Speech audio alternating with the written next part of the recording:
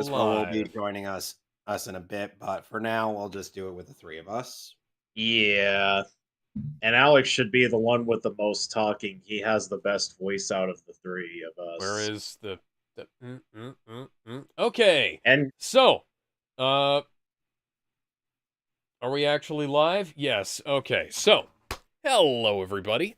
Welcome back to whatever the hell this is. We're watching is the last. Yeah, we're watching the last DBCember until they decide to make another one. Yeah. Because They'll probably have one next year. Let's be honest here with how much they're milking this franchise. Even their abridgment. And seriously, go on to 4-Star Bento and you will see them doing quote unquote creator commentaries. Yeah. Is on these episodes with just Scott and Nick. They don't have anybody else there, just those two. Lawrence Simpson did do his own commentary on episode 30. Well, his was more interesting. Yeah. Well, I guess we're gonna have to go ahead and get started then. All right, let's do it. Excuse me.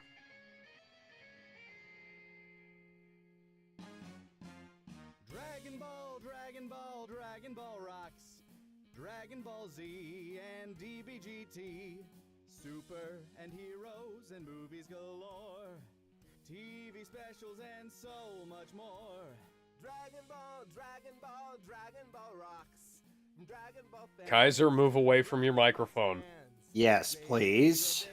We're making a list. Soon they'll all be pissed. What the fuck? Hey, cut the music. Cut the music. Lanny, where's our third person? I thought you were in charge of picking them. No, this is not a Scottocracy. Yeah, I'm gonna need a third person because I can't. You sure about that? Because you seem to be the one dictating things. Hey, is it that time of the year again? Yep, it's DBCember. But it's not just any DBCember. It's the last DBCember. No, it isn't. Yeah, after 7 years of Dragon Ball related countdowns, we feel like this yearly celebration has run its course. And we feel there's no better way to Cap. promote this tradition than by giving our top 12 Dragon Ball sagas. Oh, fuck yes! So that obviously means the list will include Dragon Ball, Z, GT, and Super, right? 3 of those, yeah. Wow, I can't believe Super didn't make the list. Oh, okay. No, yeah, I get it. Well, you guys have fun with that, because I'm gonna go visit my family in Florida for the holidays. Merry Christmas, fuckers! Kieran, out! He chose GT over us. He chose Florida over us. like I Morty. choose Florida over you guys. Hey, Grant, what are you doing? Oh, hey, Lanny. Hey, Kaiser. I was just finishing up my 100% run of the new Tails game. He looks much less horrific when he's actually animated and not with that really weird picture they used that one time. Holy shit. Hey, Lanny. Yeah? Remember when you jokingly blamed episode 60 being delayed on me? Yeah? And how I was told "fuck you, Grant" by the fan base for nearly a year? Yeah? Yeah. Yeah. And unlike you nerds, I've had my fill of anime bullshit with all those My Hero reviews. Good luck with the countdown, though. Oh, shit. No Grant, no Kieran. That means the only Got one left. other people. I can't do it. Fucking why? I'm too busy. Ever since I became a VTuber, my schedule's been packed. This is cringe. Let's watch those lips sync. Can be impenetrable walls of Guys. How far are we into the video? 2 minutes into an hour 32-minute video. Okay. Well, I'm seeing why this video is feature length now. We need a third person so we don't get stuck in a dragmire. And that's What? Dragmire, but specifically related to Dragon Ball discussion. Dragon Ball, I don't. It's totally not funny, dude. I'm gonna recycle a joke from yesterday. Start shouting, "Cut! Totally not. Cut! I've got it. A better understanding cut. of comedy? Nope. Nope. This year's DBCember, a special guest star. Oh yeah, I can see it. But will he do it? Is it gonna be Yeah. the audience? Hey, Oh, hey, hi guys. Why are you shouting? Cause you're all the way across the pond, lad. Don't. No! We need you to be Cut. third Thank for you. this Cut. DBCember.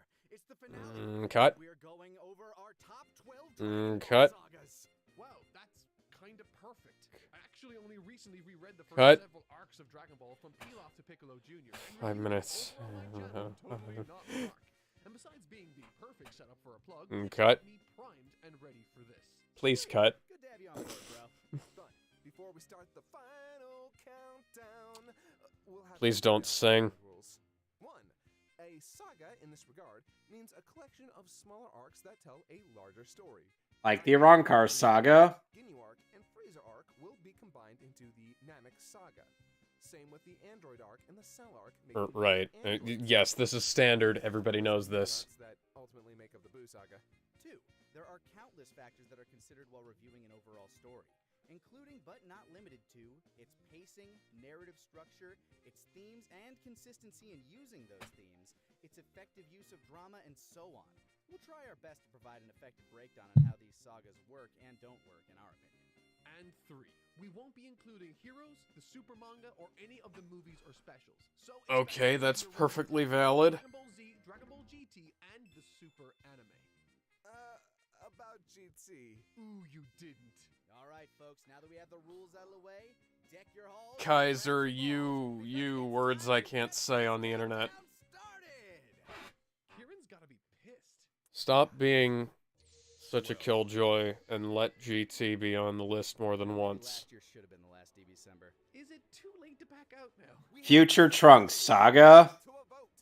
Now, I know Don't this you is mean the a big Goku deal, Black but saga? When it comes to the available sagas in the Dragon Ball canon, one of them had to make the bottom of this list.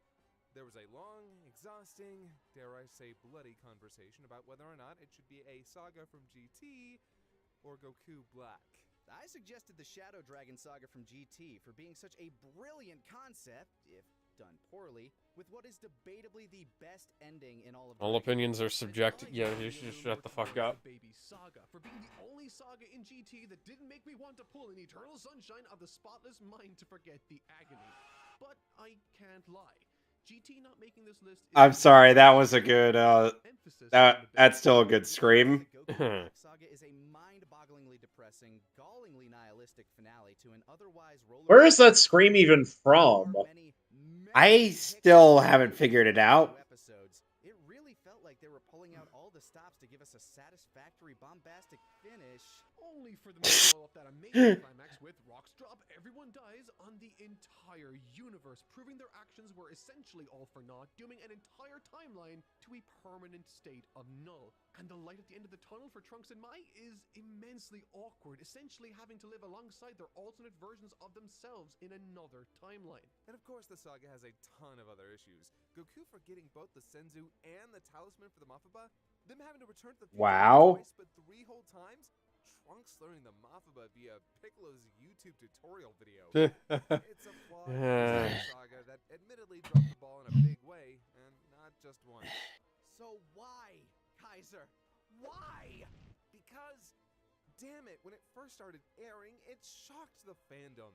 When it was revealed that our main antagonist I didn't care. Goku, folks thought it was gonna be the biggest Pronounce shock of pronounce the his fucking franchise. name right. But the first episode of Please. Saga proper is one of the most effective and Alex, gripping in all we of both Dragon know, Ball. or we all know that Scott won't.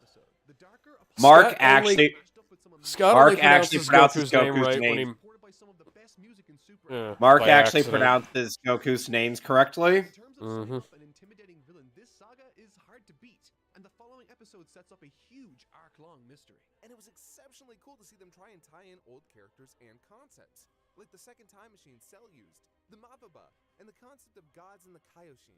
And while I feel they mishandled the descent into madness on the behalf of Zamasu, that character was a fresh, new archetype for the series, with a twisted moral complexity that was missing from previous villains. It is also shocking that Goku Black as a character is largely effective. You'd think evil Goku would be boring and cliche, but it's undeniable that the performance from Masuko Nozawa actually enhances this character with her soft, cold, calculated speech. Honestly, by the virtue of being sub-only for so long, Super introduced Nozawa to a huge amount of dub-only fans who'd under. Quite unfortunately, yes. And the makes a point to emphasize Black's twisted nature. Yeah. So a lot of people had to put up with that shit. Those toothy grins, narrowed eyes, and pompous poses. Like, honestly, this is the first time Nozawa actually came even close to impressing me with her Goku. Too bad the story decides to fuse him into a more boring version of Because it sounded basically the same for some brilliant moments visually. a very long time, honestly. Everything that made him interesting, Yeah. and intimidating. Not enough differentiation between For Goku and the gang to Goku, Gohan, Gohan, Goten, Goten, and Bardock. Bardock, and did she also Turles? voice Turles? Yeah. Yeah. It made sense when she voiced Turles along with Goku, since that was kind of, you know, commentary on Saiyan genetics. Mhm. Yeah, but then that kind of went out the window, and it was like, yeah. Are we also going to ignore how it introduces a second Omni King because one wasn't enough? Look, you don't have to keep explaining. You can just... Trunks? Listen, I know it's got its low points, but its highs are astronomical. For every moment where we groaned inside, there was another we cheered and lost our collective shit over. It's a mixed bag, no doubt about it.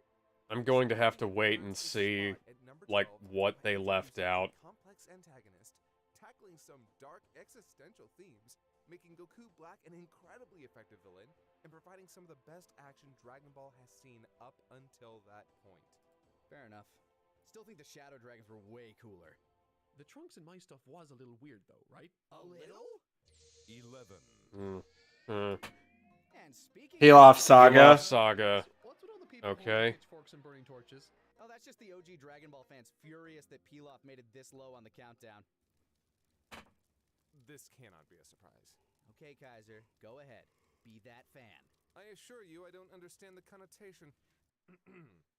The Pilaf Saga, or Hunt for the Dragon Ball Saga, is a fucking gem, and it's the closest thing Dragon Ball has to a flawless arc on this entire list. Hara Toriyama's highly successful I mean, Winter Slump kind of. is where it all Kind of begins. also has a very strange ending. Romantics, mystery, Yeah. and more comedy. Featuring a classic, colorful cast of characters, each chapter and episode is packed with charm and laughter. Doesn't have nearly as many flaws as most of the super arcs, but, you know. We're further enchanted I wouldn't- and engrossed into this world until the wild climax that ties everything together. What was that theme that played for Monster Carrot? In the franchise. That's a good There's question. a charm in its simplicity, isn't there? Spanning only 23 chapters of the manga and 13 episodes of the anime, this is a comparably light read, all things considered, but it delivers heaps of jokes. You and could serves basically as a make the wonderfully entire story. The ending Pilaf of the Saga original into a Dragon single Ball 4-hour Pokemon movie. is Or still an two emotional 2-hour gut ones. punch. Obviously, while this Yeah. saga is near the bottom, it's certainly not because it does anything more wrong than the sagas. I'd be inclined to agree. This What saga the is hell? But in that simplicity, it also doesn't quite reach the same highs as the other sagas aspire. Ow. That just isn't what Toriyama was pursuing. He wanted something more in the vein What? of Dr. Slump meets Journey to the West, and by God, he nailed it. But the lack of ambition in the story also keeps it lower on this list. Shout out to the Pilaf gang for somehow managing to maintain a presence in the series all the way to Super. Even if the road there was Somehow? questionable methods and even And, more questionable ships. Yeah, This well, saga doesn't do it many favors. It's one of the shortest on this list without any prior setup, meaning that a lot of its time is spent establishing characters, concepts, locations, etc. But that's also arguably to its benefit, keeping it short, briskly paced, with plenty of jokes per minute. Oh, God. On our list, but this is the place where it all That started. T-Rex was fucking The dead. Dragon Balls were introduced. Where Oh, don't worry. They wished it back with the Dragon Balls. fucking head. No, they Prince didn't. Pig stole child wives, and Yamcha and Puar tried to What? murder him in the desert. Where a god Huh? boy, accompanied by an adult woman and a talking dog, tried to conquer the world, only to be thwarted by a 12-year-old hick. Where Goku would make a fateful lunch What? with a silly love That is story. that is an incredibly ungenerous way of describing Goku. Saw the Kamehameha, Yeah. which kids would make a pastime mimicking in their backyards for decades to come. Where the magic began, almost 30 years ago, that still, miraculously, continues to this day. Sure, it's Somehow? Miraculously, I mean, Endearing. the money isn't really that miraculous. This saga may not reflect what the series as Oh a my whole God, that was an is, ending. but Please, it's just a keep simple, going. enchanting story about a little We already got the point. Cut. Flash's electric Cut. man old enough to be her grandfather. Oh my It's a god. story we can all relate to. Oh my Feels god. like Goku learned to tell the difference between boys and girls before he was old enough for that to become a much more serious issue. Oh my god. Adult Goku giving the old pat pat to Vegeta when he first showed up. You know he stared Or at Frieza. consider it. That would still be up in the air. Ever think credibility? Hey, look, it's that saga I also don't like. Why is this above the Pilaf saga?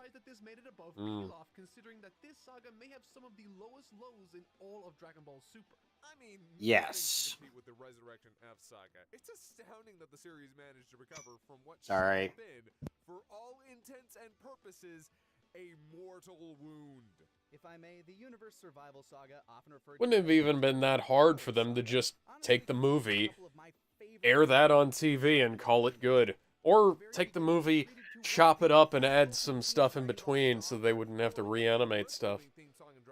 Yeah. which honestly got me back into the gym. It's such a banger. And then there's the exhibition and recruitment arcs, which are included in this entry. Almost everyone's recruitment came with a moment from them to not only show off their skills, but also a character moment with Goku, aided by a couple of honestly amazing... Really didn't need Frieza in this arc. Yeah, there's a bunch of other people who should have been here. Like Boo, or future Trunks. Mm. may have been one of the best choices they could have made. No. For the character. One of Frieza's most important attributes is his sadism. Early Super was a mess, Sonic30655 says, yeah. Torturing and killing his opponents. And though we get to see a little bit of that in the Resurrection F arc, there's something about the way he's depicted here that sells his demented attitude so much more. His stunning transformation into Golden Frieza, his dismantling of the Universe 4 assassins, and the subsequent match afterwards are all amazing and perfectly set up the dynamic between Frieza and Universe 7 for the Tournament of Power. I remember the flash over Boo being benched. The base went ballistic. But now, Rightfully so. imagine a TOP without Frieza. I also want to There's I actually can. there's actually a fan Very fiction easy. where Trunks is part of the Universe 7. Incredibly And easy people- to remember that. Or to imagine that, rather. It's pretty fucking phenomenal. And then the actual tournament is full of hype moments. While it takes a fine bit for the fights to really warm up, the first time we see Goku tap into Ultra Instinct will forever stick in the minds of every Dragon Ball fan. I was when that just moment like, is what? You also have huge, heartfelt callbacks and tributes to Dragon Ball throughout. One of the best finishing moves in the franchise The against equivalent Goku, of and one of waving the keys biggest in front of our climax battles in faces. all of anime, Yep. with Frieza, 17, and Goku versus Jiren. The Tournament of Power is one giant love letter to all of Dragon Ball. It spends so much of its time reminding us of everything that came before it, all the while bombarding us with a cavalcade of battles, new characters, and conflicts, being supported by an army. Remember when the Mafuba would risk one's life type energy? Yeah. Roshi seems to be fine after using it more than once. I have Mm. to be the heel. But watching this season week to week was The Tom and Jerry Oh yell. my god, I can't wait to see what happens next week. The suspense is killing me kind of way. But more the, what the hell was that? That's how they took out Ten Shinhan? What do you mean it's only been 10 minutes in the tournament? It's been like 5 episodes. That's how they took out Piccolo? 8 episodes. We're turning into... Sonic30655 says, not as bad as pre-Baby GT and Super 17 saga. I mean, maybe. Can't help elevate a scene. I have to put my foot down over them breaking out Vegeta's sacrifice against Boo, only for it to not actually cost him his life. The entire point of that moment was that he was using all of his energy and giving his life in order to win. Without that element, it's literally just the same technique Piccolo used against Goku in the 23rd Tenkaichi Budokai. No emotional weight, no sacrifice, just a cheap, insipid ploy on the behalf of the writers that left me Like more almost everything in this saga. Yep. The hardest, most durable material in the universe as the material for the ring, only for it to immediately break and shatter like any other material, effectively making it pointless and actually underselling the character's abilities. And don't even Yep. get started on the pacing. We should have known 48 minutes was a ludicrous number, but to have approximately 34 episodes take place in one location over less than an hour? It's like they looked at Frieza's 5 minutes and said, "Over here." Yeah. And this Quite- would be Hey, question. So, do you have a watch? I don't think you actually know what time is. To the point where the change in color to the sun was initially welcomed, until you realize that the color actually got worse. And like Mark said before, some of the eliminations in that tournament were downright disappointing. Yeah, that was stupid. Uh-huh. All that much worse by his 2 appearances in the recruitment arc being absolute character assassination. And Piccolo is taken out by a character that he should literally be the best equipped for. And beyond that, while the Universe 6 Saiyans, their ascent in terms of power is so steep and unearned that it really makes you question why the hell Goku took as long as he did. In a story about the struggle to grow and improve, watching... Okay, if you're gonna complain about that, let's talk about, like, the characters in Trunks and Goten getting theirs. A questionable amount of focus on Ribrianne, one of the worst Roshi scenes of all time, the no flying rule being defied weekly, and if you're not a fan of the Omni King, well, good news! There's 2 of them now, and they will not shut the f*** up. And while those good animation days were much more common in this saga, the bad animation days made already lackluster fights that much worse, coupled with a mixed bag of new characters that range from legitimately compelling to downright forgettable to please God stop showing up. I sometimes would find myself rooting for other universes to lose members faster just to get off this crazy carnival ride as fast as possible. And then there's Kill/Broly. Don't get me started. And what about Jiren? What about Jiren? Which I can only Exactly. what the Oh, come I on! hear what you're saying. I value your input. I've processed your opinions, and I mean, I agree. None of what you guys said is wrong. What was with the Naruto music just now? That's a good question. It was to make fun of the whole fact that Jiren has a schlocky tragic story. Boss Android 17 gets to be the emotional highlight of Master Roshi nearly giving his life, the descent of Top into godhood, or all the crazy variety of fighting styles. Hell, Kaiser, you madman, you even argued for Android 18 versus Ribrianne to be in the top fights list. Well, duh, that climax is fire. And Mark, I know the themes of trust that played heavily into the finale were a huge part of that saga for you. It is definitely the highlight of the story, little as there was. The Tournament of Power may be the farthest you could get from a perfect saga, but its introduction of Ultra Instinct, themes of trust, spectacular battles, insanely good music, and some of the best climaxes in the franchise absolutely earned it a high spot in my personal top 5. Well, hey, I'm here to review, not yuck people's yums. So I'm glad it means so much to you, man. And I can totally understand your argument. And I yours. Oh, look at you, acting all civil for the people at home. Nah, if you really want to set him off, start a conversation about Nozawa as Goku. You mean about how she's a phenomenal actress who earned the role and y'all need to back the fuck? 9. 9. Yeah, she's a terrible casting choice. You can earn the choice. You can earn the role and still be a terrible casting choice. Yep. Time limit did not need to hear. Yeah. They probably also wanted to make Boo more easily searchable online, and also not sound like a ghost from Super Mario Brothers. Now that we've got our hashtag Dragon Facts out of the way, the Boo It's weird, or that... Weird. Frustrating. A bit of a mess. It's a saga chock full of memorable moments, but equally chock full of... that was funny. Disheartening disappointment. By the way, that brief bit of Goku's ass, that was filler. Yeah, of course it was. And maybe the most vexing on the list. I've talked about video Majin Buu, the mishandled mess. In that video, I mentioned that a community poll ranked this saga as the worst of Dragon Ball Z. And though that doesn't have anything to do with how we rank this saga here, the consensus is telling. People generally recognize the issues with Boo. It has trouble getting started, it's overly long, so much of it does not progress the plot. How did we feel about the Boo saga? I mean, it's got some issues, but like, I'm gonna find it difficult for them to justify putting anything from Super above this. There isn't anything else from Super on this list. Oh, thank God. Slowing the actual progress of the story down. And that's not to speak of what it does to Gohan's role in the narrative.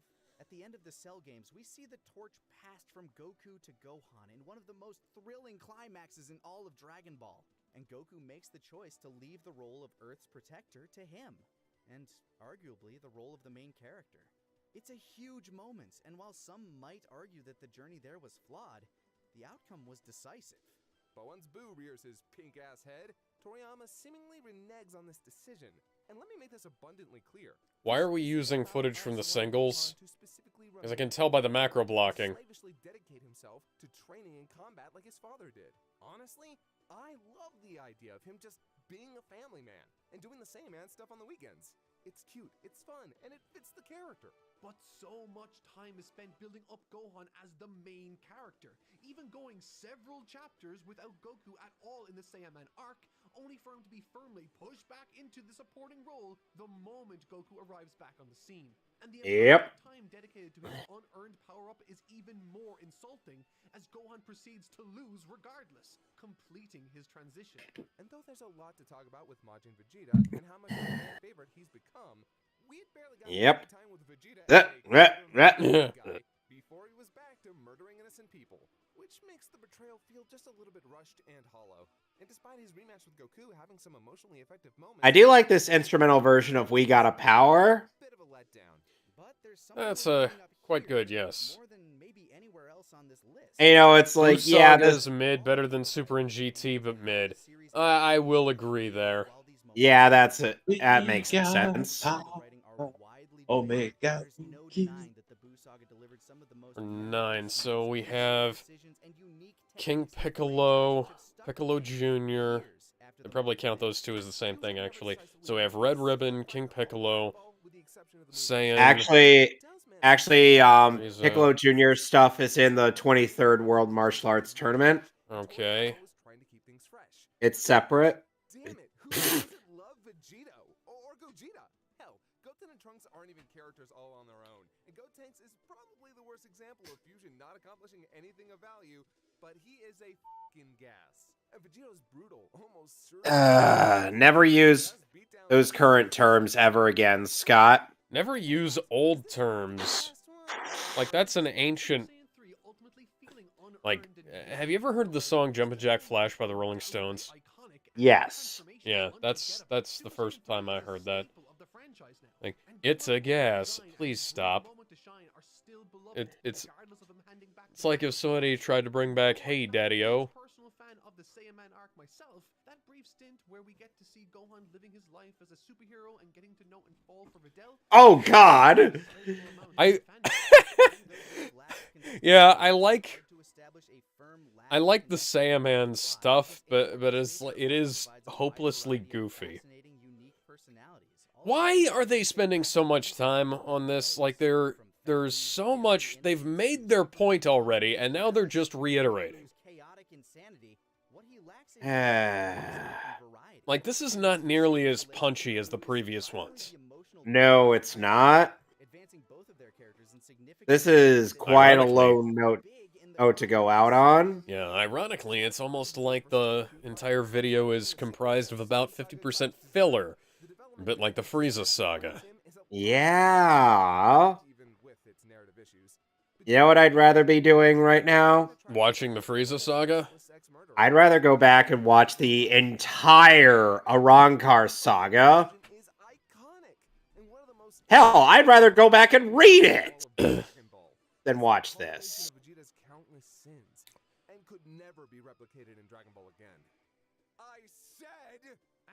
I mean, I wouldn't exactly say that that was replicating. That was a completely different type of attack. And Goku and the gang collectively stop Boo with a spectacular spirit bomb.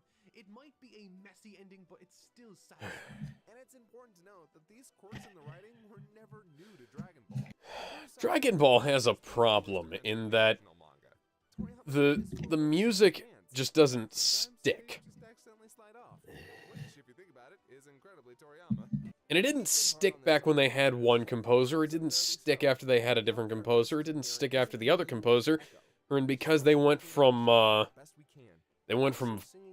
Wasserman Suite to Falconer and Company to Menza to Johnson to using the the Japanese score again, and this just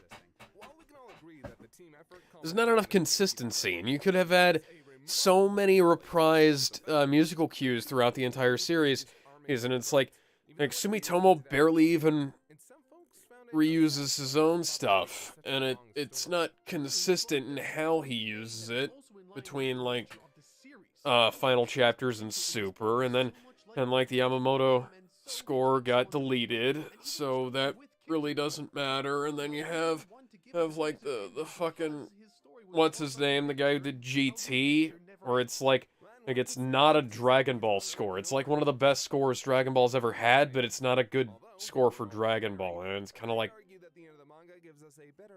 the fucking heavy metal score or that Mark Menza did for GT was great too, but it's like not exactly made for it.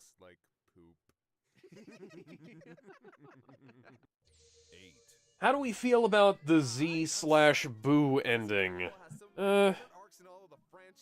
King Piccolo Saga. Okay, Yeah.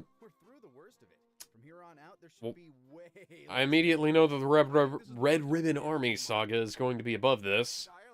So I'm Wow, Mark. I know this list is a celebration of Dragon Ball, but if you watch my review of the King Piccolo Saga over on my channel, totally not Mark. Shameless, but hustle, respect, hustle. I talk at length about how this arc is so rife with plot contrivance. Toei has actively screwed over Mark by going through loopholes. Manga to shame. Truth is, I know what you're talking about. The King Piccolo Saga, in a lot of ways, is a prototype for the rest of the series. Introducing an overwhelming force of evil, Goku will have to struggle with the death of his allies and brutal combat, overcoming his own failures and weaknesses in order to grow strong enough to win the day. Rinse and repeat. But in being the first to follow this simple yet brilliantly reliable structure, it has some wrinkles that would be ironed out in sagas to come. But you know what? Let's compliment Sandwich this sumbitch. King Piccolo is a boss, and I mean that in every sense of the word, too. Until he gathers the Dragon Balls, he spends... He doesn't know the difference between 28 and 29, though.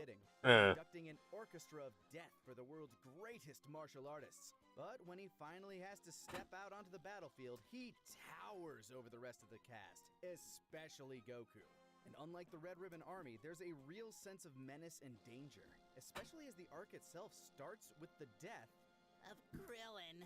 Though fans of Dragon Ball would become accustomed to the death of heroes in sagas to come, the shock of such a loss capping off the 22nd Tenkaichi Budokai was a masterstroke on the behalf of Toriyama. This one act of violence... Seriously, such a mundane way to go. ...seen before, almost getting him killed. It's chilling and even a little scary to see our sweet little monkey boy so distraught and thirsty for blood. It was a perfect way to challenge Goku as a character instead of merely as a fighter. And despite all his rage, he's no match for King Piccolo, who brutalizes him, leaving him for dead. Before he kills Chaozu and Roshi, makes his wish on the Dragon Balls, and then blows up Shenron. It's brutal, it's devastating, and it ratchets up the despair. Yeah, how do we feel about the Z/Boo ending, guys? He just walks straight into the King of the World's home, says, Honestly, and then proceeds to set... I thought it was a neat way to cap off the story. Yeah, it's neat. I just It kind of sucked. feel like it. I kind of feel like it skipped. Could have too been much. better. Yeah. He's sort of textbook. For all the grief and guff we give the villain lineup of GT, King Piccolo's entire character... The only thing I agreed with Gozar on. World domination. But if the biggest problems with this arc were its boilerplate villain, I'd be singing an entirely different tune. The real trouble starts with Toriyama's haphazard storytelling in this section. King Piccolo's introduction is rushed, poorly explained, and boring, having been released off-screen in a piece of throwaway dialogue by the Peel-Off Gang. And as you said, he almost... Yeah. But somehow his heart restarts after King Piccolo has left with no proper explanation. After which Yajirobe carries Goku up Korin Tower. A feat so unprecedented. I mean, The super unprecedented. Ultra Divine Water in the dub is maybe the biggest cop-out in all of Dragon I mean, Ball. it's fairly consistent with Yajirobe being just kind of a goofy, overpowered character, even when he's not really supposed to be, you know? Like, he was the key to the fucking Saiyan saga, and that was That was kind of crazy. It wouldn't be quite as insulting either if they hadn't introduced the Super God Water and arc after the Super Holy Water, or Sacred Water in the dub, which was in and of itself a fake-out of this exact plot device. Toriyama subverted the trope only to play it seriously the next chance he got. Yeah, the Cho Seisui and the Cho Shinsui? You can't make this shit up. But like we said before, when this Yep. appeared in the manga, the huge shift in tone combined with an increase in stakes was massive and would influence Dragon Ball for years to come. These moments of struggle, loss, and building despair rocket us towards an incredible final battle, with Goku showing up at the last minute to save the day. This is That why one looks of the like- evil villains' rules is always double tap. Yes. Simple with its structure, yet Yep. incredibly satisfying with its execution. Goku puts King Piccolo on the back foot, forcing him to leverage Tenshinhan's life in order to crumple Goku's resolve, disabling limb after limb until the poor boy only has one arm left. But that proves enough, and we're treated to one of the most iconic takedowns in Dragon Ball. And impressively, Toriyama makes sure to take King Piccolo's defeat as an opportunity to set up for the next arc, spitting up an egg and sending it off into the distance, entrusting his unborn clone son I was about to say, reincarnation with his ambitions and his revenge. It definitely helps to make this saga and the next to feel like a set, and leaves the viewer hyped for what's to come next. Side note, did you know that I mean, the next saga is... Yajirobe, so Mayumi Tanaka, voice actress for Krillin and Luffy in One Piece, would have a character to play in the anime while Krillin was dead? Goku even points out that they sound similar Wow. to the manga and the Japanese audio. And on that side note, I love Yajirobe in this arc. From his introduction to his gags, he feels right at home in the series. And it's nice to see that he doesn't overstay his welcome. Honestly, I think you're both totally valid and on point with your reading of the material. We just happen to differ in how much certain aspects of the story affect our individual enjoyment. I do have a question for the both of you, though. Gallandun, who do you think is a bigger purist, Gozar or Kaiser Neko? Go- Gozar. Who now? Specifically because Krillin dies at the beginning, so it would only make sense that Krillin's revival would finish it, effectively booking Gozar. This introduction covers Gozar who now? fascinating lore and a great fulfilling training arc for Goku. The dude who made alternate reality Dragon Ball Z, he was a huge purist. He would call Krillin Kuririn. You know what? Kaiser at least has a little bit of flexibility in that regard. I can't help but Yeah. clarity that someone can ask, remember that time Goku met God? And you can just respond, which one? Yeah. Make such a big deal out of godhood, considering Toriyama keeps whipping out a new deity every time the last one gets dunked on by Goku. It's like infinite regress. Gods. Well, you know what they say. It's turtle hermits all the way down. You're really not just gonna use World Martial Arts. 22nd in Budokai. 22nd World Martial Arts Tournament. Besides, you already know how to say Tenkaichi Budokai, even if you have been saying it the wrong way. Backwards, yes. Could have used number one under heaven martial arts gathering. Guys are being pretentious. Faithful. Pretentious aside. Yeah, The pretentious. second World Martial Arts Tournament is technically the third tournament in the series. Also, 21st oh, like- Oh God. Toriyama What was Because that it's man? to make this one What was Number that man one- doing in his pants?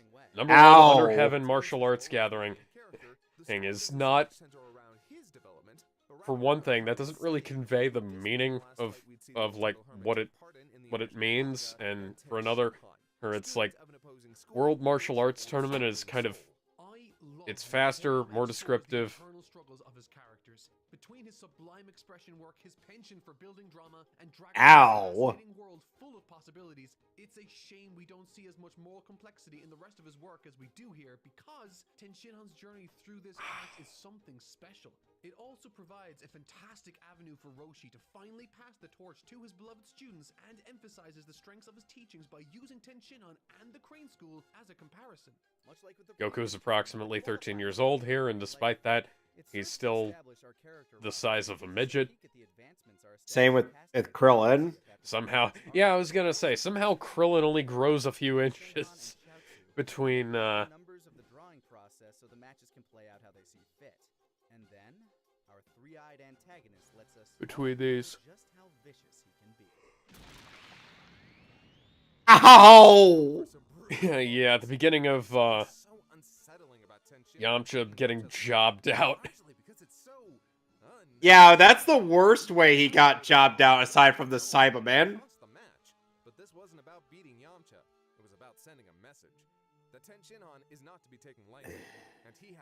intent on proving his superiority, even if it means ruining Kame-sennin's pupils. It's hard to believe that after this devastating match, we Height in anime is weird. Height in Dragon Ball is weird.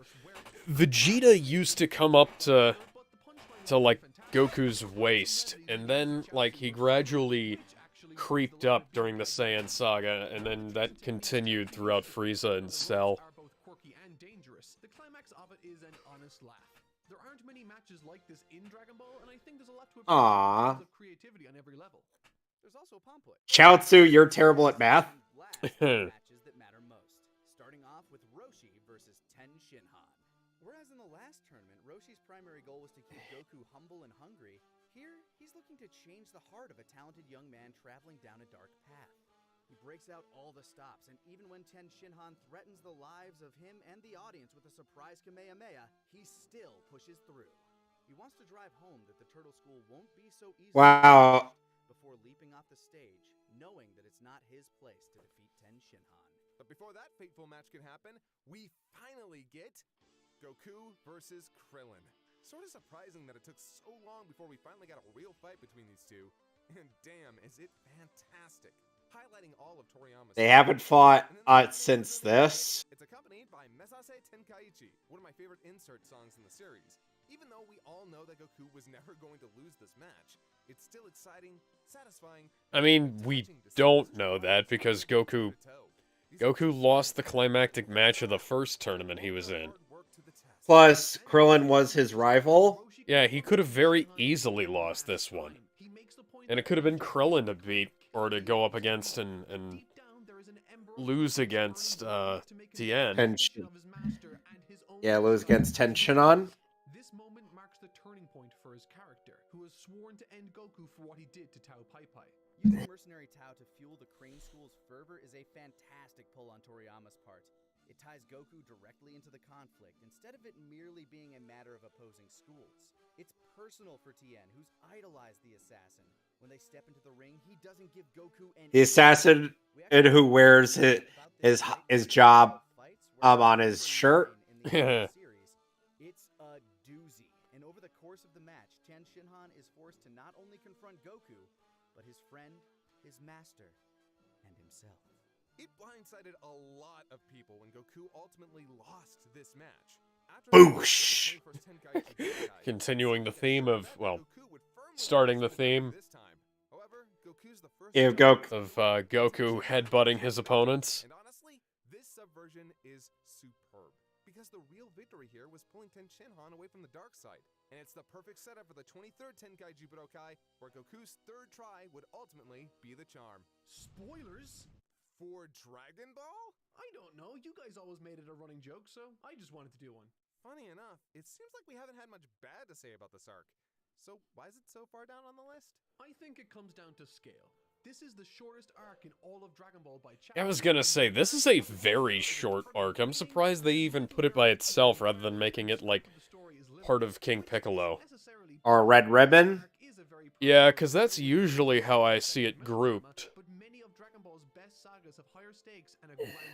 It's like how the Garlic Jr. saga winds up being kind of grouped in with the Android saga. Blame the season set. Yeah. But it's hard to ignore how Toriyama would go on to write compelling, epic narratives with pathos and prophecy, and more variation and complexity, even in other tournaments. Excuse me. The Universe 6 tournament. No, he obviously meant the Otherworld tournament. Actually, he probably means the 28th Tenkaichi Budokai. Wait! The Toy-San Tournament of Champions. That thing had a name? That was its name? What the fuck? Just in time for Now we're on the Red Ribbon saga. It's the most Ladly Ball. in all of Dragon Ball. And it's conquering our hearts. With the 21st Tenkaichi Budokai before this, Toriyama would slowly put more emphasis on action and drama in the story. Luckily, we'd first get what I consider one of the absolute best sagas of Dragon Ball. This is actually my number 4 pick. Including Goku. Accidentally ramming his power pole up a ninja's ass.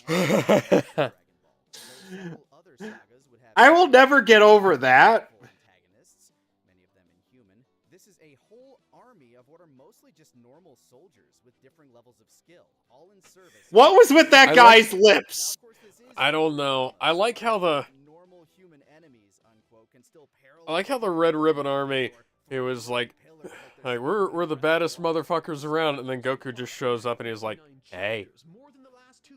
Hey, I'm about to end your whole existence. What? Fucking alien bot. Because while Toriyama gives us an amazingly fun and fresh story that never sits still for a moment, the payoff is more on the emotional level in the fortune teller. Aw, Grandpa Gohan. Yeah, that was a good one. Not to say that That was sweet. fantastic action to go around. Between Goku's perilous assault on Muscle Tower, the deadly pursuit of General Blue, and Somewhat inspired by the original cut of Bruce Lee's Game of Death, I believe. but in the case of Commander Red Neat. and Staff Officer Black, the actual climactic battle is the titular God battle damn it! to write home about. Even if the events leading into it are some of my favorite moments in Dragon Ball. I'm sorry, but the How Commander Red's off? conditions How and is of his Nozawa's delivery of Subarashi a meme? I don't know. Beyond the action, Don't worry, his grandson is Mario. throughout. Red Ribbon Army, a colorful cast with Kids are cruel. well, incredibly corny, but also I can't remember what that was in reference to, but yes. That's a reference to Metal Gear Rising Revengeance. Like I said, Jack, kids are cruel, and I'm very in touch with my inner child. Android 8. Especially considering that Android 16 Yeah. is essentially 8 or 2.0.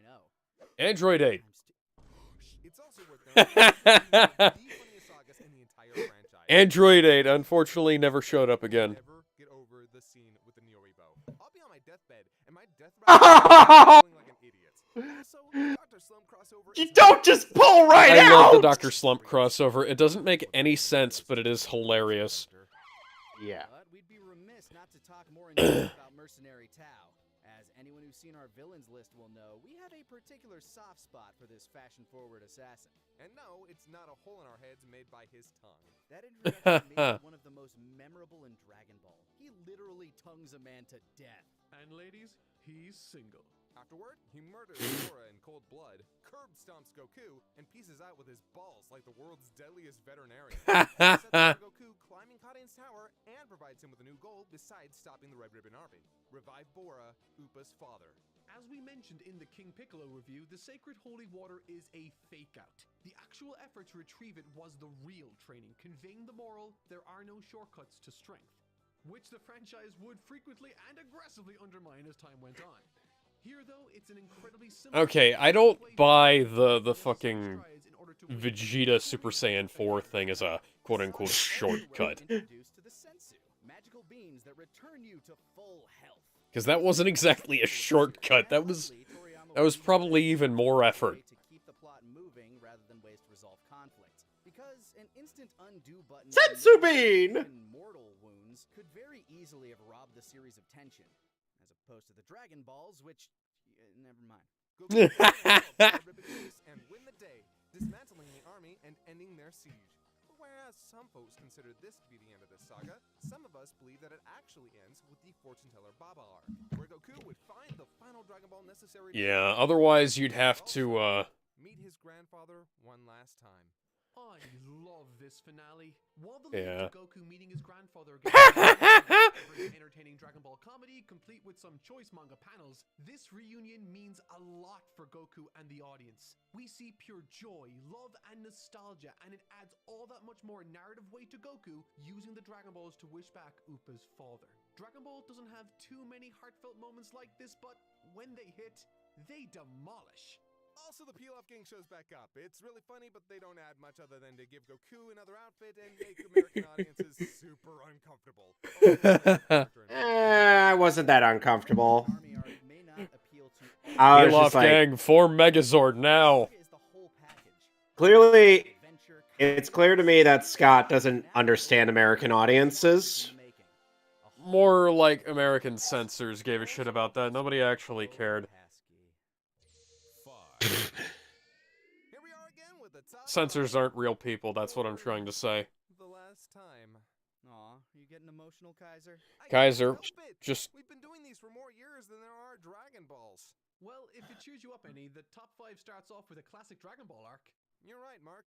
That does cheer me up. The 21st Tenkaichi Budokai is the second arc of the series and the first tournament of the franchise. Hot off the mystical adventure of the PLR. You don't get these every 2 sagas.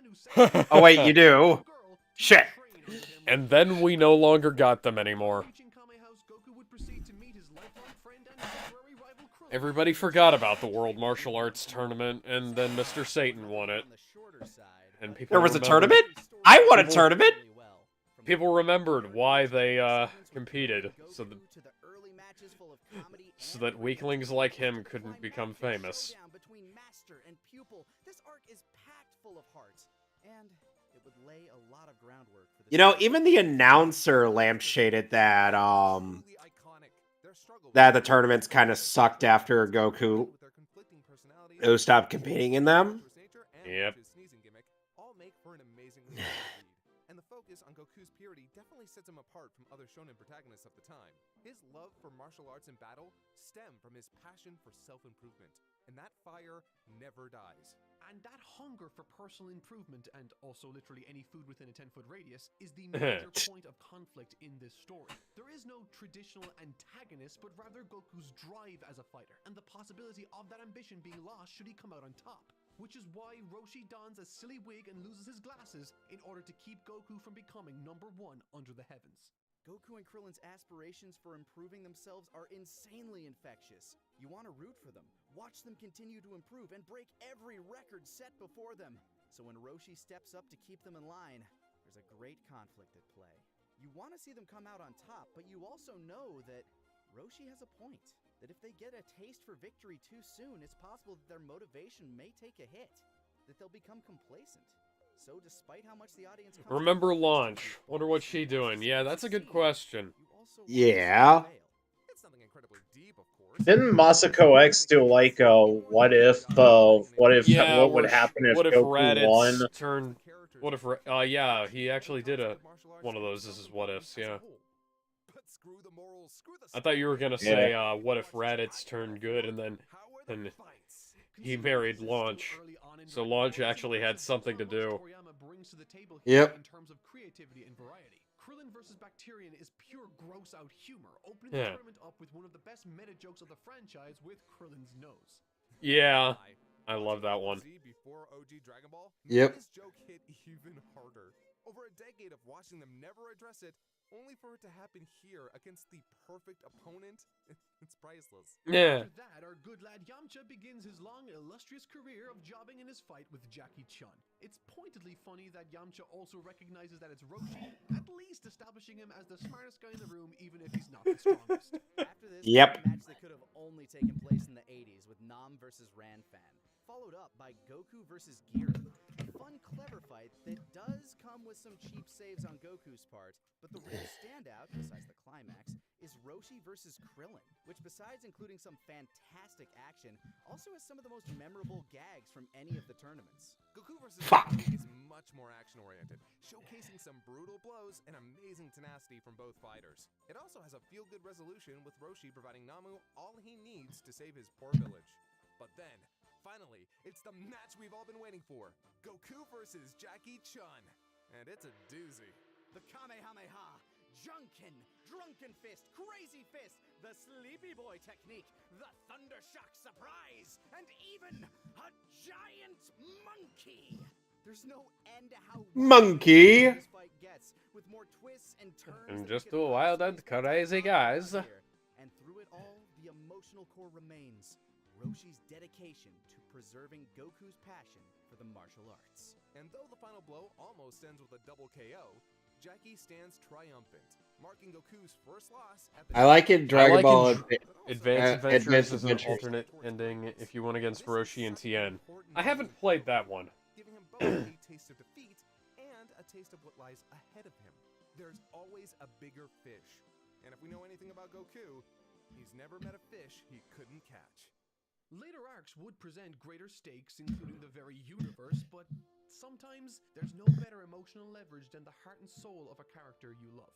Watching Roshi and Goku battle isn't so satisfying because of the actual choreography and animation, which are quite good for the time, mind you, but instead because of their investment and the meaning behind the fight. Traditional tournament arcs are always tricky. While they're fantastic at setting up individual battles, building an organic narrative can be a struggle. Luckily, Toriyama caught on quickly on how to balance action, comedy, and story in his tournaments, giving us some of the best in anime. And it all started here. You know, I'm willing to bet that Toriyama had no idea the kind of conversations he was going to start between fans with Roshi blowing up the moon, considering how obsessed many of them would become with power levels and feats. Yeah, don't get me started on this fandom's feet fetish. I don't like that. That was a good joke, Kaiser. What? Again? Stop! Fourth place on DBCember, right? Number 4 in our top 24 villains, number 4 in our top 12 fights, number 4 in our top 12 transformations. Now this. We swear this is a coincidence. Also, I doubt it.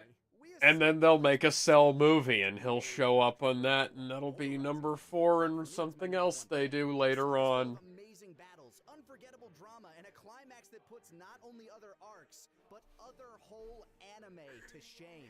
For me, it's Yep. my top 5. Not that I dislike it, it just has some fundamental issues that keep it from being my favorite. Moscow X did a What If Cell Turned Good, and it was hilarious because it involved Krillin and Trunks taking the baby Cell to Bulma and like changing his programming, and him becoming like the third member of the Goten and Trunks crew.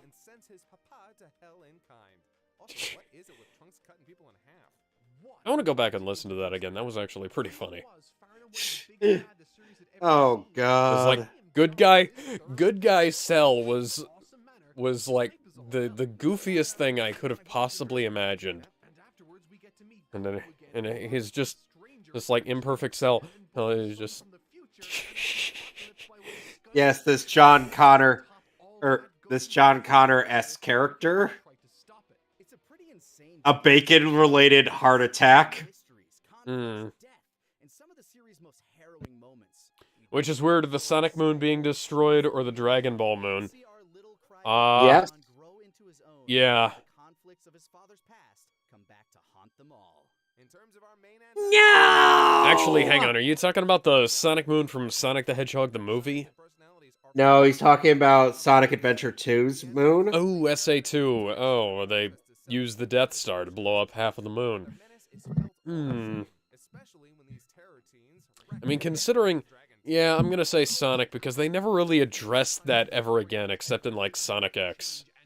No, they actually say, like, whenever the moon is present, it's always facing the good half. I meant in the games. This saga plays a lot with time travel, adding a neat layer of complexity and mystery to the plot. Multiverse theory. That creates new problems and even paves the way for Cell's perfection. Unfortunately, Toriyama does occasionally... Seriously, what the fuck is Namek? Yeah, and the story isn't helped by the insane amount of editorial interference. Yeah. The editors made things better. But the constant rewrites and redesigns Yeah. journey feel a lot rockier and haphazard in several places. Don't get me started. Honestly, like, the rocky and haphazard nature of it is kind of what gives it the charm it has, because the characters are, like, desperately trying to catch up to the plot, you know? And stop him from making the androids. If I were Bulma, I'd This- have Rogan had Shenron teleport Jiro into the sun.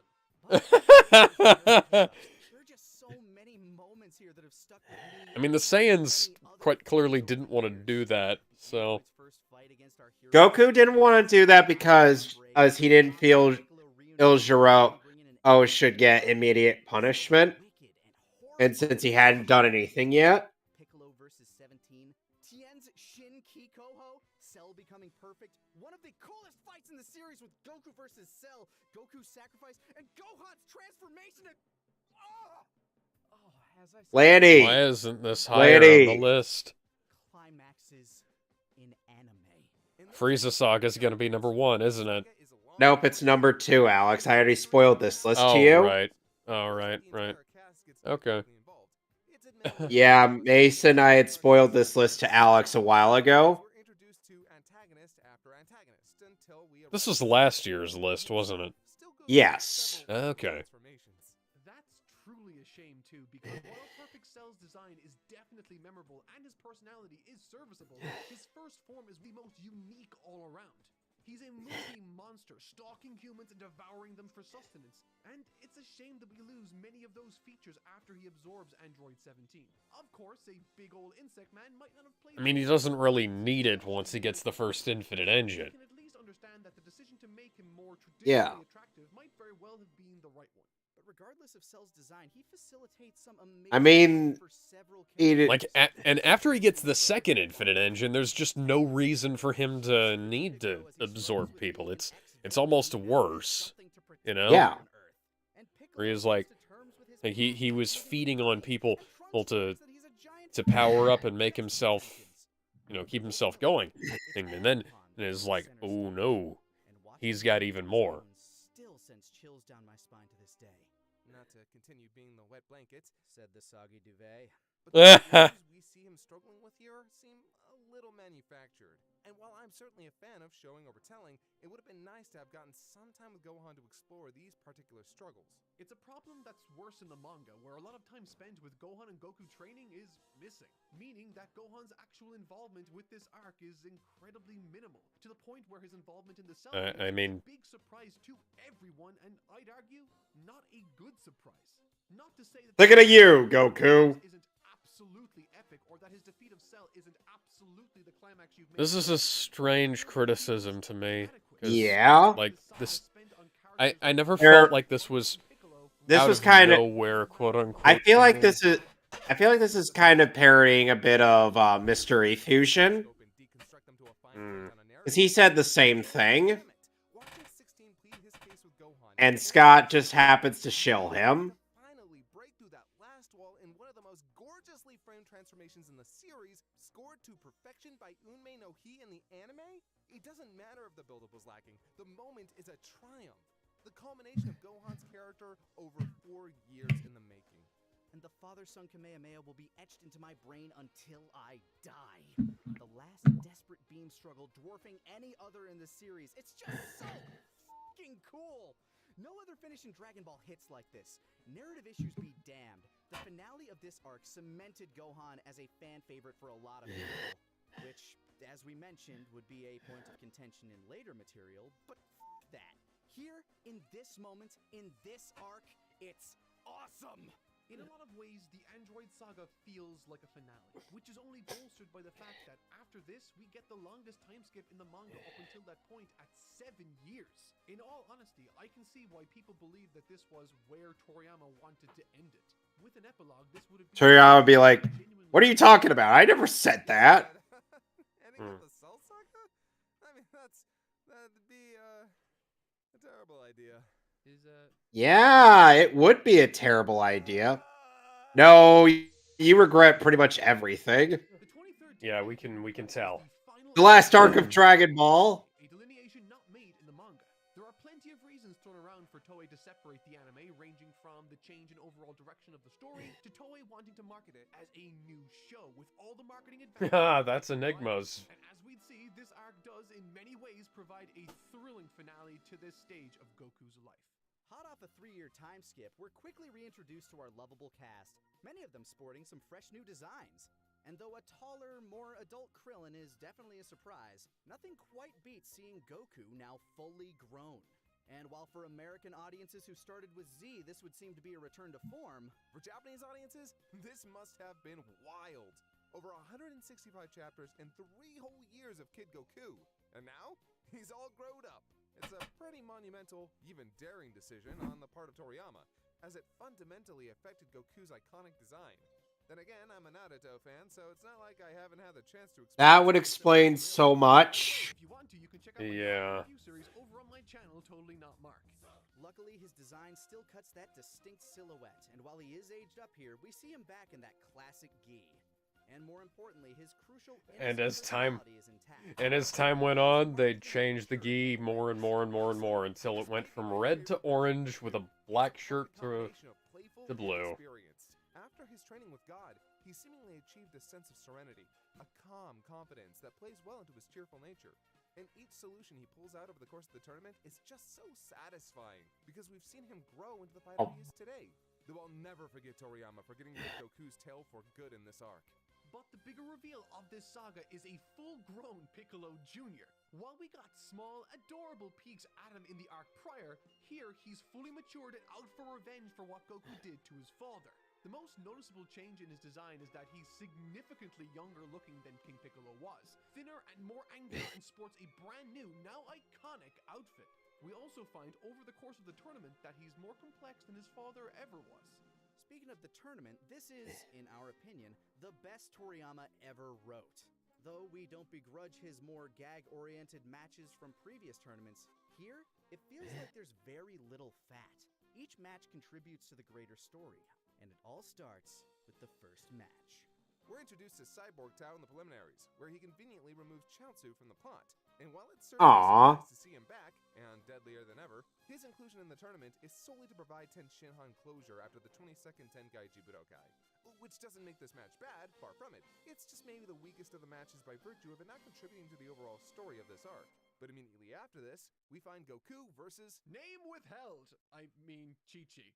Honestly, it's hard to say whether or not Toriyama played the long game in this one, or if he just so happened to make the perfect pull at the perfect time. He took her out with one shot. Honestly, because having a character that we haven't seen for 3 years suddenly reappear organically... And This orange hillbilly beats his wife.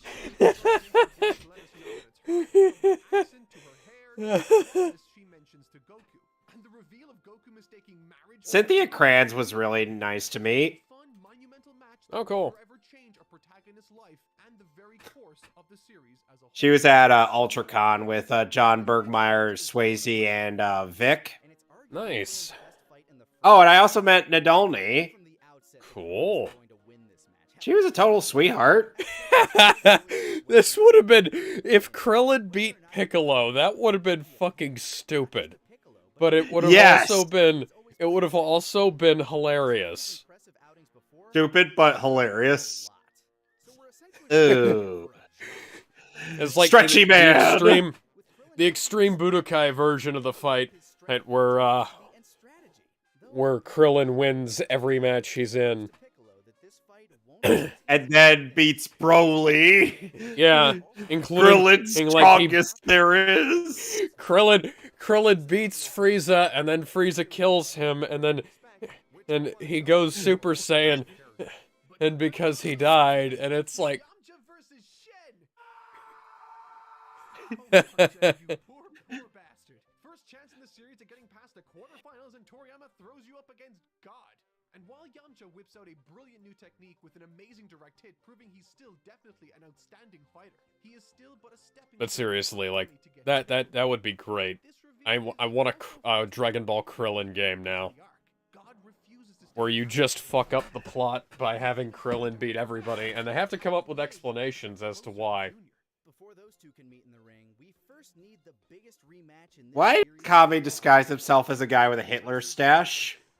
That's a very good question. But its main purpose here, to give us an idea of just how far Goku has come. That'd be like if Captain America disguised himself as J. Jonah. Tien is outclassed here, and when he busts out the multi-form technique, Goku... God damn it, Parker, I want pictures of Spider-Man on my desk by this time tomorrow. Jonah, you sound weird. What are you talking about, Parker? I sound perfectly fine. You sound a lot less gruff than you usually do. I don't know what you're talking about. Go get pictures of Spider-Man. Meanwhile, J. Jonah's tied up in the closet. Talked about previously. Check out our DBCember list from 2018. An interesting aspect We about did. its biggest beats would return in the next arc, but to different effect. Goku and Piccolo's beam struggle, Piccolo growing giant, Goku's legs being disabled. Which isn't to take away from either fight. The parallels are mostly fascinating. Make no mistake, this fight is very much its own beast. So I guess the Saiyan Saga is number 1 then. Yes, I did tell you that. Okay. I guess the same. And this I guess that finally makes puts Goku sense. as the champion. It's the journey he's been on since he began training with Roshi, and through it all, his goal has been clear. Improve for the sake of self-improvement. Not money, not glory, not pride, but just to be better and protect those around him. Because he wants to be the very best, like no one ever was. Piccolo a senzu bean, hoping that a bit of kindness and promise of a better fight would help him come around. He tells Kami, "No thanks, God, I don't want your job." It's worth noting that this saga Yeah, that was great. Number 2, or even number 1, if it had been both grander in scale and hadn't relied on the tournament formula. Though it is arguably the best How would anime that have worked, Dragon Ball, guys? Toriyama's third Guys. go at it. And while it Guys, may how would that have not be worked? every single note, it's a There's solid no way How for that to indeed. work. and it's one with built-in narrative limitations that keep us locked into Built-in a narrative very narrow limitation. story. Yeah, sure. Yes, that's good. A narrow focus in your story is good. Is one of the best paced and executed in Dragon Ball. We got really granular in this review. You're complaining about the things that make it good now. How incredible each encounter is, and just how phenomenal Toriyama nails this tournament. The last two Tenkaichi Budokai were fantastic in their own rights, but in many ways, they were all leading up to this, where Goku could show the fruits of his labor, beat the bad guy, save the world, get the girl, and soar off into the sunset. This genuinely feels like the end of an era. Hell, the manga frames this finale as so monumental, Toriyama made sure to add a little Roshi at the bottom of the page to inform us that, don't worry, there's still more Dragon Ball to come. It's just Yeah, this is coming back in Dragon Ball Z. If we had ended here, it would have felt right. Also, Manga Fushigi Adventure is the best Dragon Ball opening. I will not be taking any questions. Thank you. 2. You know, some people might argue that going into space is jumping the shark. Could be worse. Toriyama could result to time travel. Or open up a multiverse. What if they made an evil Goku? Or if they kept revealing new gods to replace the old ones? Or started giving characters transformations instead of actual character growth. So this saga is a wild. Okay. Yeah. The entire series was And flipped on where its can side. you really seriously go with certain characters after a point? They're There are no Dragon like, Balls to bring 'em back. you go on a journey and then boom, like eventually you've learned all you hypothetically can and changed all the characters. You know, maybe the characters will learn more, but the characters probably won't change a whole lot more as time goes on. So, you know, like them sort of stagnating character-wise is perfectly fine. Yeah. These opening chapters are a scramble for everyone. Because, like, And before you know it, there are more moving Superman is one of those characters who's kind of like he goes on like 1 or 2 or maybe 3 arcs total, and then and then like you're basically done. Like you've achieved everything you need to with the character, and One of the most unique aspects of this arc is just have him go on more adventures, you know. While Dragon Ball would be no stranger to sidelining Goku until he was absolutely necessary, he'd be largely out of play for the first 36 chapters of this 88-chapter saga, giving Yeah, sorry, the video kind of glitched out from on my yeah. end for some reason. Yeah, this was great because like Goku wasn't there, and this was a serious game of hide and seek here. Yeah, cat and mouse. Uh-huh. And Frieza as a villain is one of the best Toriyama's ever written, if not the best. And his introduction is top-notch. His interrogation and subsequent slaughter of the Namekian village communicates every... Yeah, he was at his best here. We didn't need him back. Underlining his aggressively No. aggressive politeness to great effect. You come to positively despise this motherfucker, but you also can't look away when he's at his absolute worst, like Christoph Waltz in Inglourious Bastards. That is The subservience of Midoriya and Zarbon. that's actually a good comparison I was about to say. Every character familiar with Frieza speaks about him. He is not a king to be served. He is a god to be feared. This arc also ties Frieza directly to Goku and the rest of the Saiyans' history. He wasn't only their absolute ruler, he was the one who eliminated their planet, leaving only a handful of them alive. His genocide of Goku and Vegeta's race ties him directly to their... Vegeta, put on some pants. This is most definitely a You do realize that King Yema, that Yema had them all stripped, right? Though Goku may not value his Saiyan heritage, he will inherit the You responsibility stupid of motherfucker. You don't take your clothes with you when you die. Oh, strange. I did. I even have my weighted red clothes. motherfucker and get my clothes back. make the arc in an amazing way. Their bombastic personalities are Raccoon drops it. Raccoon strips down, and then and his massive dick just flops right out. Nice. Funk. Nice. Raccoon thanks you. I can imagine him just bowing in respect. Yeah. I honestly believe it's the best he'd ever been written in the entire original manga.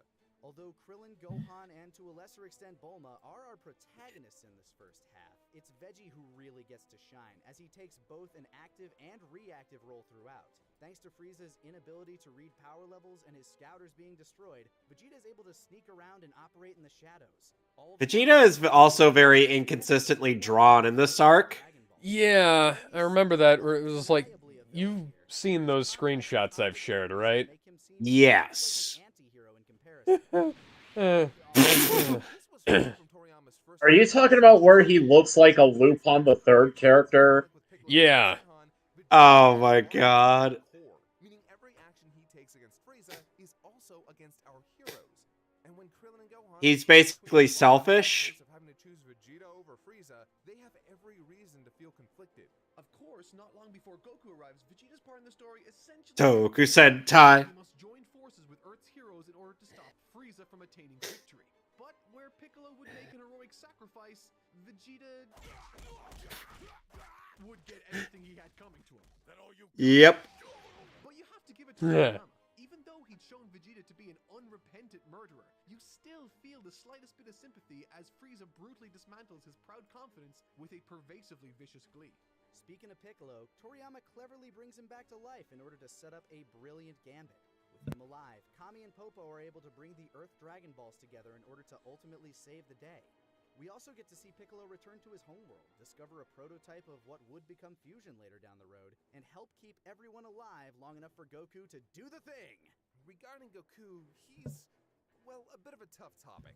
Much of the major conflict on Namek happens with him either on his way to the planet itself or out of commission in the healing tank.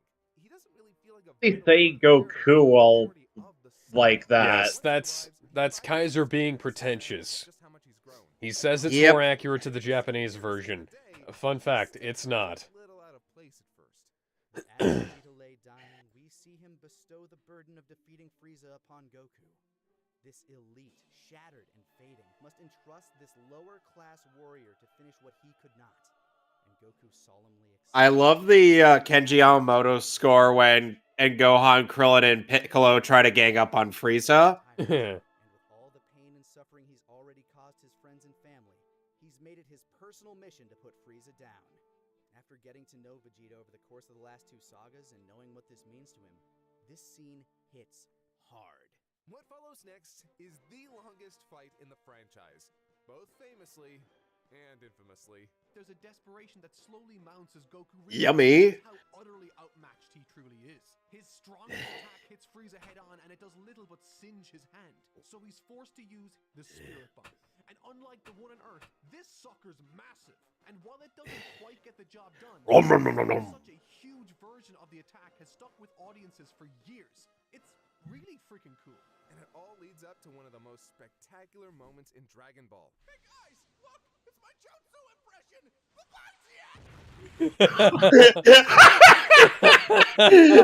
Oh my god. Oh, what the hell? That was the deleted thing that I told you about. Nice. Yeah, they were. That was one of their original. That was the joke they were originally gonna go with, but they're like, nah. Let's do this Krillin screaming thing. Goodbye, Tien. Blah. Hey, everybody! Look, it's my Jutsu impression. Goodbye, Tien. And Frieza's desperate gamble of blowing up the planet, leading to a harrowing countdown to destruction. Dark. for a Yeah. fantastic set piece. Yeah, but TFS was definitely no stranger to dark humor, and I'm like, I wish they would stop apologizing for a lot of their humor. Yeah, but Fear of the dark. I have a constant fear that People really need to stop being afraid of the SJW mob. I agree, Kevin. competition, and there's still plenty of creativity. Also, while Goku embracing his Saiyan heritage is conceptually interesting, he'd already established that he considered himself an Earthling before anything else, and his connection to this extinct race are tenuous at best. So to see him say It's more just him taunting Frieza. rings the slightest bit hollow. No, it doesn't. Go fuck yourself. Yeah. You watched the show but didn't. How have you built your career around this show and you don't understand And you what he was guys- talking about there? And Alex, you wonder why I consider them putting Ultra Instinct at number 2 in L?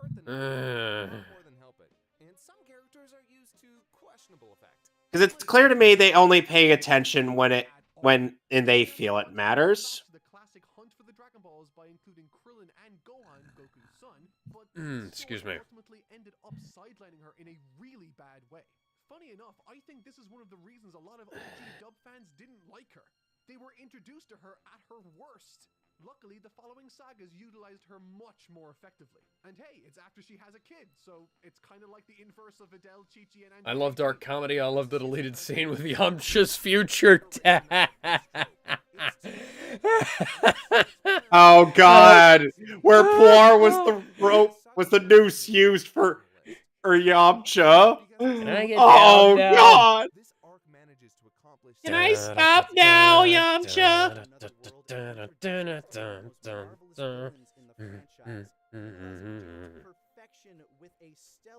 Finally, we're rid of all these, dang! Every time I hear that background music, that's like the scene that comes to mind is Dr. Brief saying that. This arc attempts to do a lot.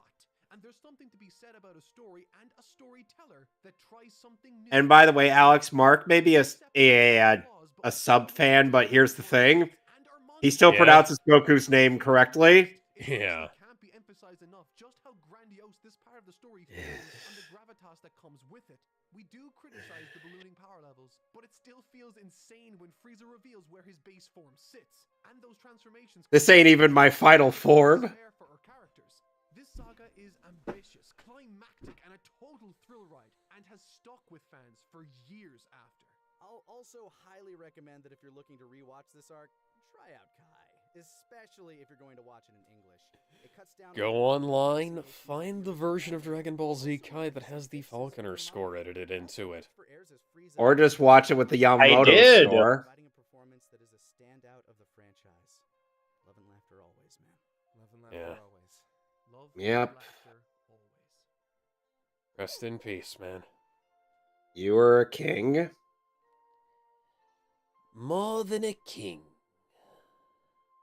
An emperor. More than just a lord. And Yeah. rest in peace, An Joji Yanami, the OG narrator.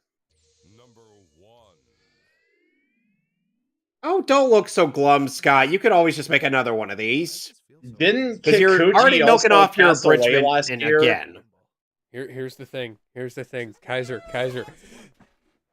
There is no binding resolution here. You can always go back later. Right. The Saiyan Saga is, in our opinion, the best representation of everything that Dragon Ball is. In our opening arc, we're introduced to a revelation that fundamentally changes the series, with the reveal that our main character, Goku, is actually part of an alien race. This revelation would bring great violence, despair, but also growth. I've seen that first episode so many times. And his home. Yep. It's havoc in its wake. We've talked about this in the past, but Raditz' reveal of Goku's alien origin is Seen it on the I know we've Dragon already boxes. I've seen said it on this, the but- orange bricks, YouTube, the Blu-rays, the level sets, Dragon Ball Z abridged. I mentioned Kai, right? I think so, yeah. Yeah. It's like Dead Zone. Everybody's seen Dead Zone a million times. Yeah, they even lampshade that. I have like 3... Hang on. Okay, so Blu-ray, Ultimate Uncut, Ocean. That's right, our main character has died. Yeah. So I think I Okay, have like here's the 3 or thing. 4 copies of Dead Zone. Okay, I need to explain something real quick. So, Yeah. when this show was airing on TV, unfortunately, I didn't really get to see the Saiyan saga. I ended up getting it. I ended up getting to watch it around like the Boo saga when it was airing. So most of my experience with the show ended up being reruns and the Ultimate Uncut. Which by the way, the Ultimate Uncut was definitely a great way to experience the Saiyan saga. So you wound up watching the one that had the shitty opening with all of the not actually Japanese text on screen. The opening with the Virtual Boy visuals. Yeah, that one. I was actually hyped up with that opening. So I'm like, ooh, what's gonna... Ooh, all this action. And here's the thing, Alex. It didn't false advertise. Unlike Rock the Dragon, which does false advertise. Yeah, which uses the footage from the movies. Yeah, when I first saw Rock the Dragon, and when the Toonami a broadcast of Ultimate Uncut stopped at some point, they were like, I was like, wait, why are we showcasing stuff that's not in the show?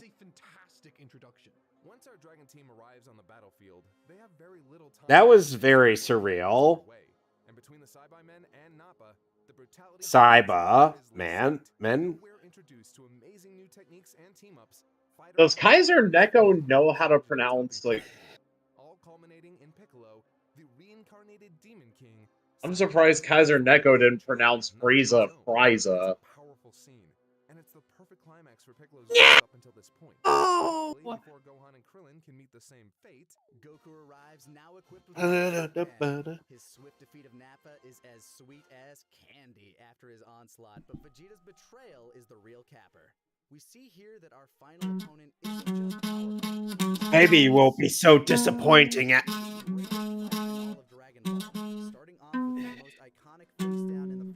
What is that noise? Oh, that's me playing my shitty acoustic guitar, playing the notes to the Falconer theme. Beam struggle. And after Vegeta loses, he makes a fake move to transform into the mighty Ozaru. A monkey.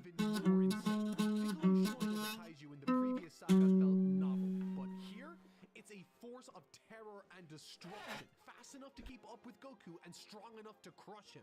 It's only with the help of Krillin, Gohan, and Yajirobe that they're able to put an end to this monkey madness. This isn't just Goku. I've had my acoustic for like 20 years, and I've very rarely... I swear, Mark really... I think Mark might have helped contribute to some of the editing on this. Yeah. Because Scott doesn't normally use those screams. Mark does. I've seen a lot of his videos, as you could tell. Yes, I can. Seriously, go check out his channel. He's great.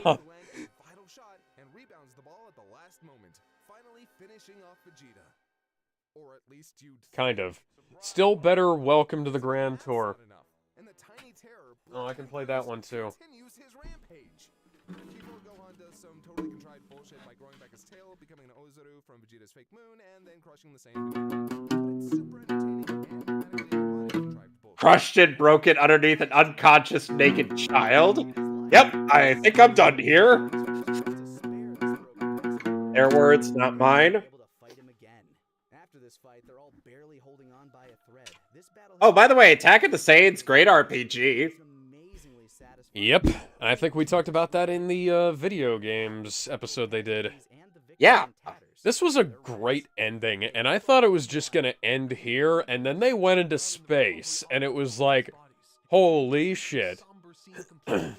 It was like, well, we're not gonna be able to wish the characters back with the Dragon Balls now. Well, what if we went into space and found some more of them?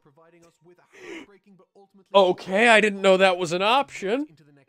Let's go. I'm on board with this. Is exactly what we felt like was missing from the likes of Dragon Ball Super. One of the most interesting narrative through lines in this saga is Oh my. His connection to the Saiyan race doesn't affect him on an emotional level. He rejects that outright.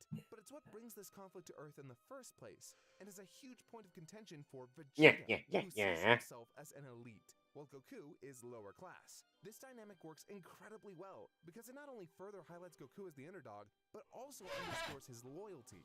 He's an Earthling, goddammit!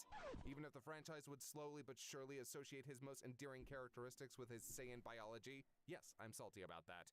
The fight against the Cybermen and Nappa Okay. is so full of Hey, salty Scott. Yeah. We've never seen death on this I mean, it's not scale. like Hey, we haven't Galen, seen didn't you have humans an- who are like that. As the strongest among them, Galen, didn't you have an argument with Kaiser Neko a couple of years back over the pronunciation of Goku? I mean, Goku literally I've had says he's a several Saiyan arguments with raised on Kaiser over the Earth. years. Everybody gave Kaiser so much shit when he started pronouncing Goku's name wrong. And he tried to say, oh, that's how it's like in the show. And I showed him clips, and it's like, that's not how it's pronounced. You are literally imagining this if you think it is. And he's He like, still oh, has me blocked on Twitter. this is how it's pronounced based on the spelling, and it's like, I know Japanese, Kaiser. That's not how that works. Like No. Oh, like, it's you, not. you and I can have this conversation forever. And then when we've gotten into several arguments over the years about the Falconer score, and it's like eventually he did admit that his complaints were not actually as objective as he tried to pretend they were back in the day, and that ultimately it was a matter of taste with him, and it's like, okay, sure. Now that you've admitted it's a matter of taste, we can now argue that your taste is shit. Yep. You all right, buddy? Yeah, I'm good. Hey, I just wanted to say thanks for. They will then proceed to, and then next year, and then they will proceed to next year, or literally milk this abridgment for years to come. In your abridged series, and so I guess what I'm trying to say is it was honestly a blast to get to talk about what I love here with both of you. Mark, my man, I love your reviews. You always have such a critical yet heartfelt perspective on everything you talk about, and you've always managed to give me something to consider and reflect on. Okay. Cool. Can we end now? I think we've probably had about 30 minutes that could have been cut out of this video so far. Yep. We could take deep dives and explore what makes it tick, and most of all, what made us love it in the Oh, first place. God. I hope more than anything, whether you disagree with our placements here or any other year, that you feel that love, and maybe even found some of your own reflections on the franchise. Thank you to everyone at home for being a part of DBCember these last 8 years. Dragon Ball literally changed our lives. So getting to spend time nerding out about And then you ended up causing a lot of your pre-existing relationships in the with your co-stars to crumble. Have a Merry Eh. Christmas. A happy holidays and a happy new year. And thank you one and all. HBI 2K is fucking great, and the fact that he's just kind of not doing anything anymore is sad. You mean Nail? Well, that's the end of DBCember. Yep. Isn't HBI 2K Honestly, Nail? Yes, I- he is. honestly, I wish this had ended a bit better. Yeah, they should have gone all out. They should have actually made this worth a good goddamn, but, you know, it's... there are many problems with this, unfortunately. As we have enumerated in our commentary thus far. Anyways, we will see you guys in a couple of minutes because we are going to be watching Silent Night, Deadly Night 1 and 2. We're only going to be doing the last 40 minutes of 2 just because the first 50 of that movie is literally just a recap. Is it just a recap, or is it spliced in with the actor talking about it? Because I think, if I remember correctly from the reviews... It's literally just us, the character, talking about the first movie with clips of with footage of it playing. Okay, fair enough. I I understand what you mean. So I'm going to end this video, and we're going to put in Silent Night, Deadly Night 1, and then 2.